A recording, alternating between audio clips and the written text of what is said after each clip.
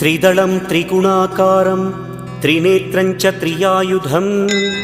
त्रिजन्म पापसंहारम् एकबिल्वं शिवार्पणम् त्रिशाखैः बिल्वपत्रैश्च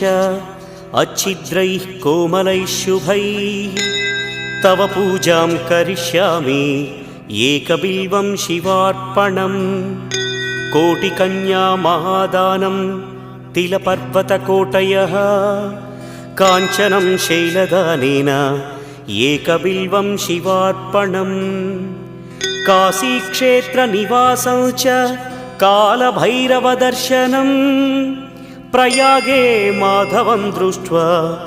एकबिल्वं शिवार्पणम् इन्दुवारे व्रतं स्थित्वा निराहारो महेश्वर नक्तं हौष्यामि देवेश एकबिल्वं